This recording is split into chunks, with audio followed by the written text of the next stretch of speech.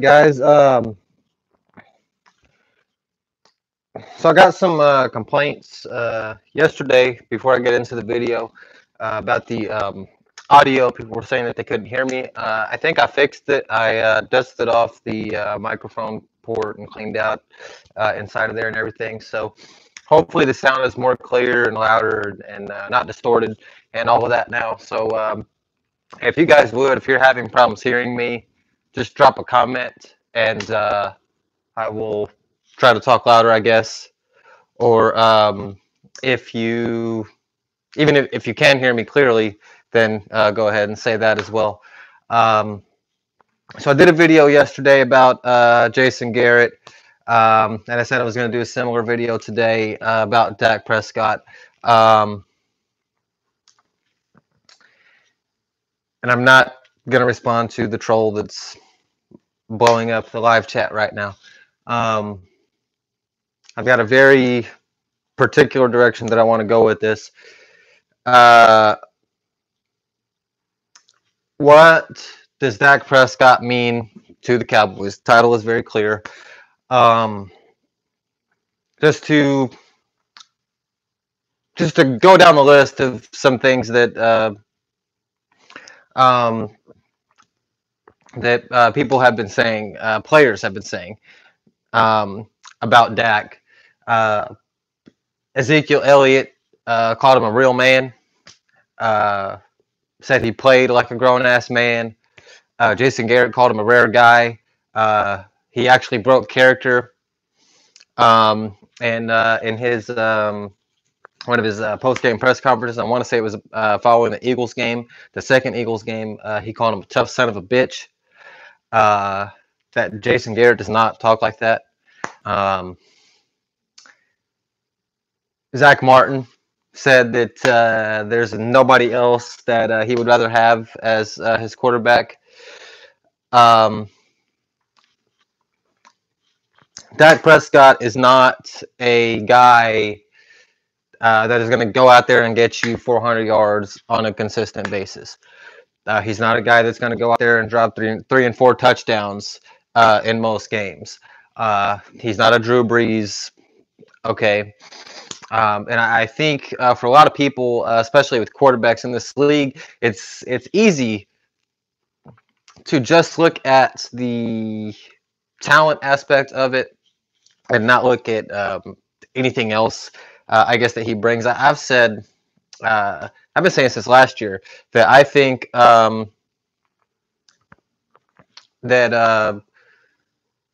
I think Dak and Cam Newton are about the same type of quarterback.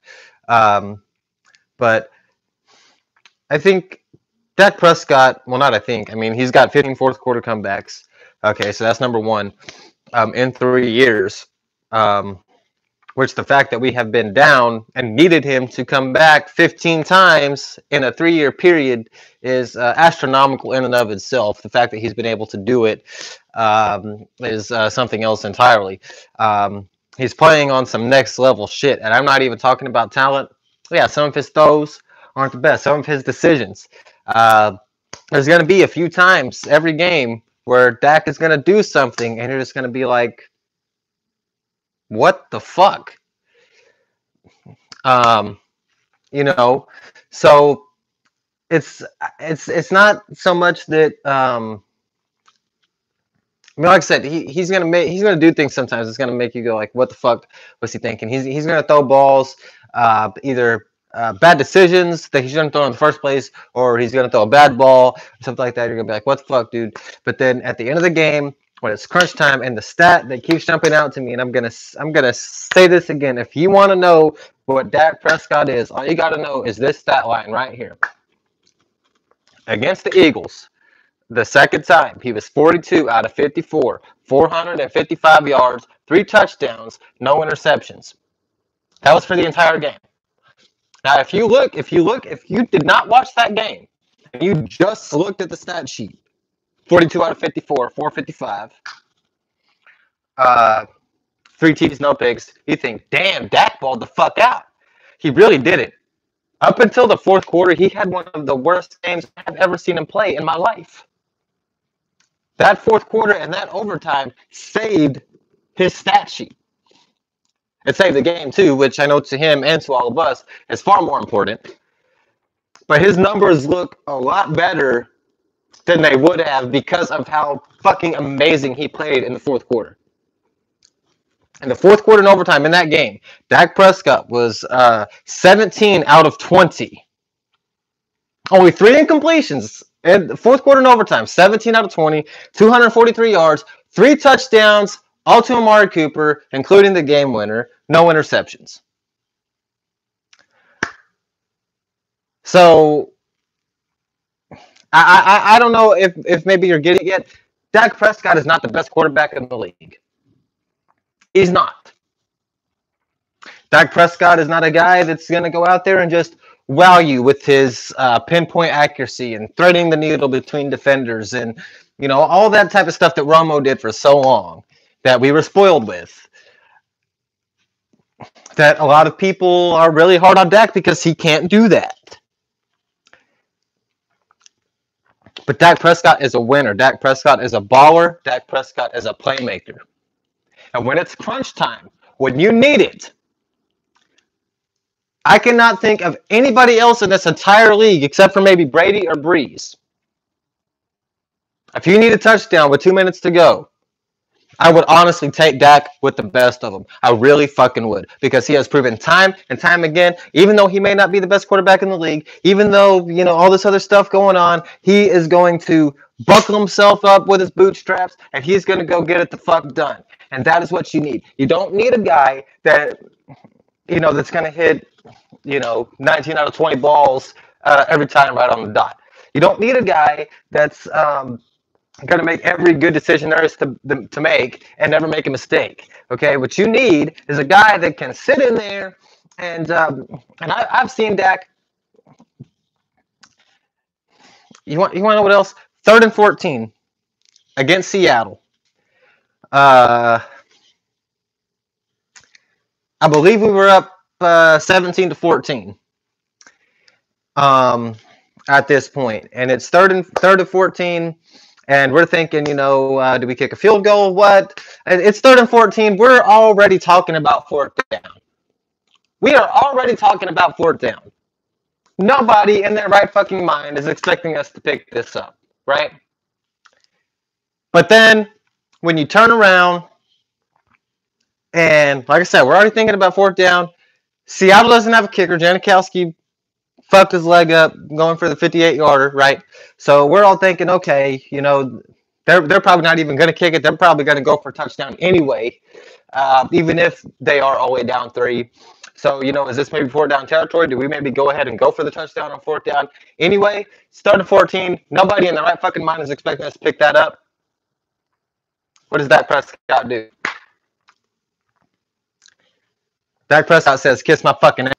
And then, even at that, I feel like he still surprises defenders sometimes, which I don't quite get, because defenders a lot of times when they're coming up at a quarterback, they have been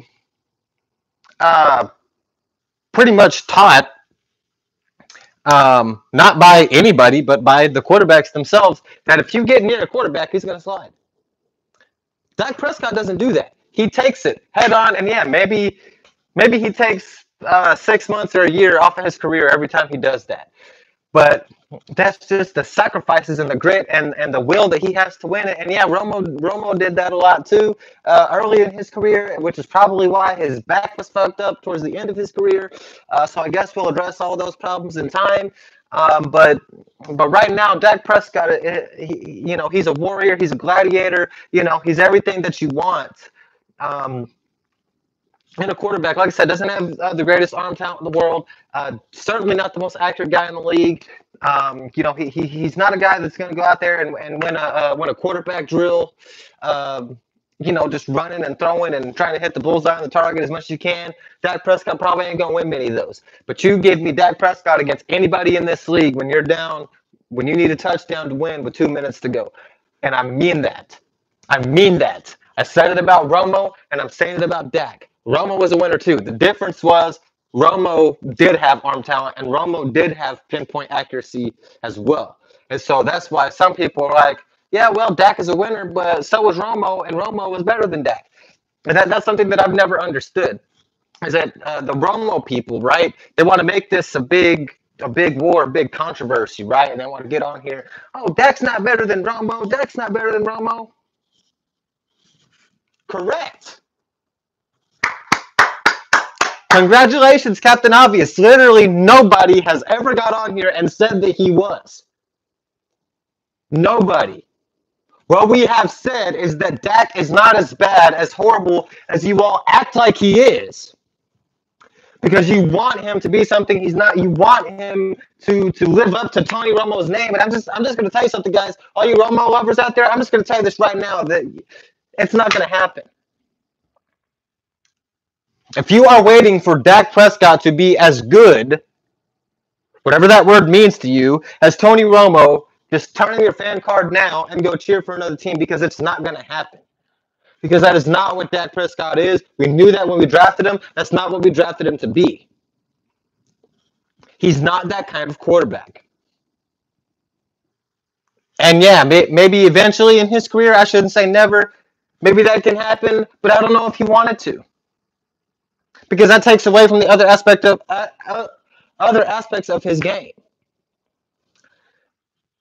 I believe with Ezekiel Elliott and this defense and this offensive line now starting to come together, and Dak Prescott doing everything that he's doing, and with the team playing for Jason Garrett and everything, like I said yesterday, even though y'all couldn't hear me, if there was ever a time when a Super Bowl was in the cards, it is right now. It is right there for us. It is right there for us. The Rams are kind of the team that put Dak on the map in that preseason game. And that's something else too. People bitch about, oh, Dak doesn't throw for 300 yards. Dak doesn't throw for 200 yards. Great, but he don't need to. He don't need to. When Zeke is doing what he's doing, and this defense is continuously getting the ball back for the offense, you don't need to throw for 300 yards. Guys, you don't need to throw for 200. I'm not going to talk too much about the defense, but do you realize, even with that 75-yard touchdown drive at the end of the game, which I don't know what the fuck that was, but even with that, even with 75 yards added on right there at the end, Seattle did not crack 300 yards of offense.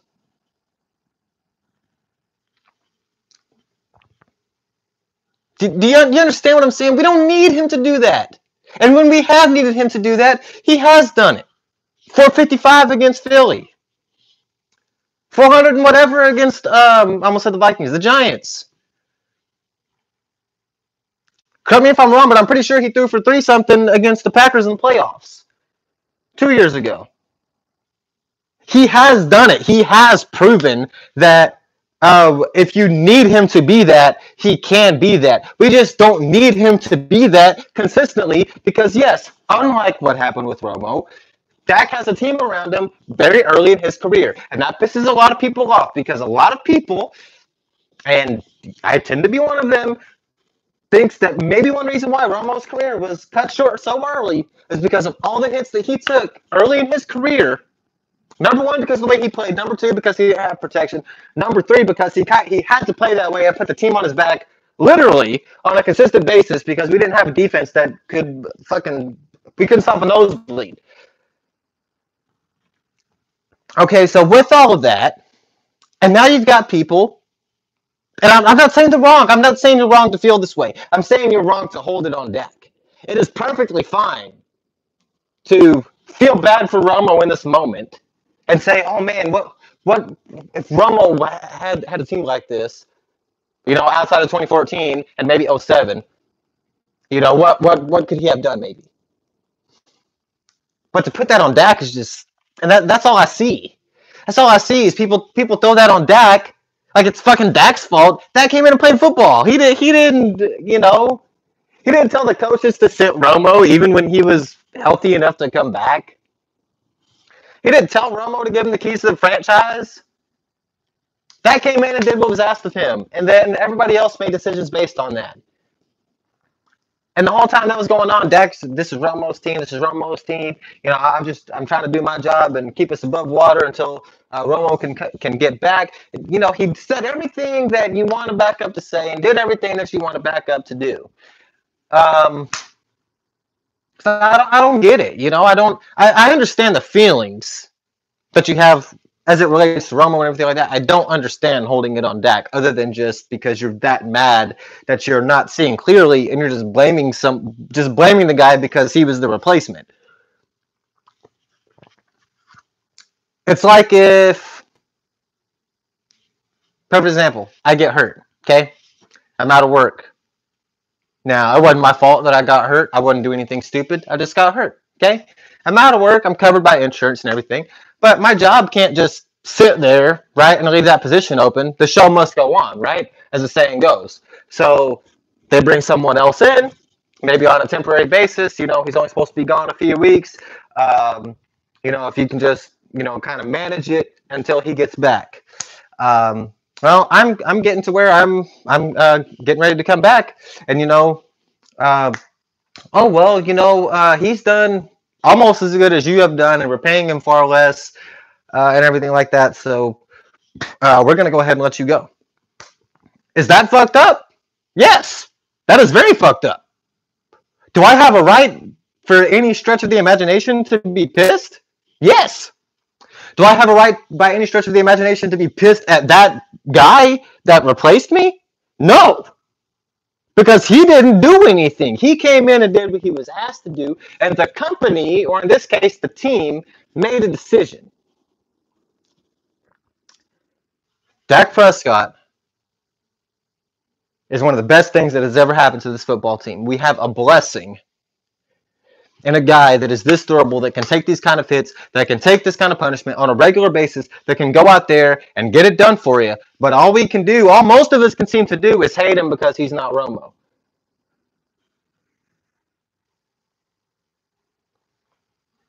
What did that say? I haven't been paying attention to the chat. Nothing on Dak, but the only issue I had was him thanking Cliff Averill. What? When did that happen? That sounds like bullshit to me.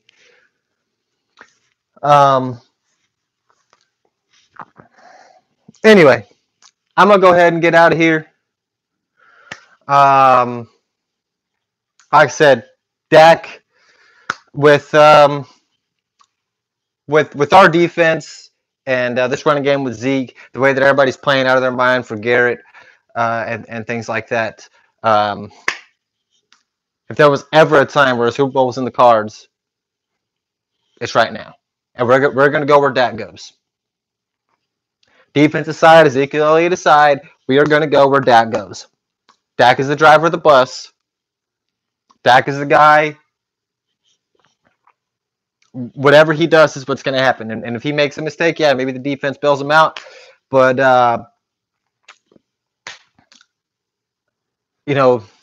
there's going to be times, maybe not in this playoffs, but there's going to be times where you're going to have to basically match them, where your defense isn't going to have the best game, and you're going to have to match them point for point and square up. And that has happened even a couple of times this year, and Dak has proven each and every time that he can do that. And then even like I said, you're down at the end of the game 15 times. Dak's come back and won it. I would take him. He's not the best quarterback ever. He's not the best quarterback in the league right now. He's not the most accurate passer in the league right now. But I would take Dak with the best of them, against the best of them, if you need a touchdown to win with 2 minutes left. I really, really, really would. So that's it. That's all I got to say. I'm going to be back either tomorrow or Friday. Hopefully tomorrow. But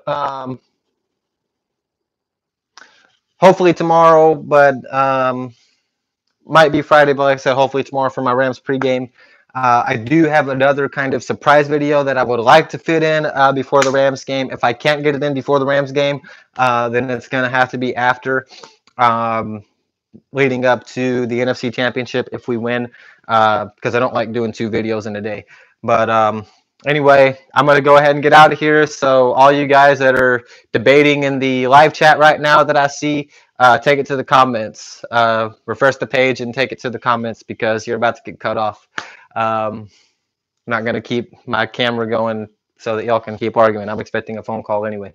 So, good one. I'll see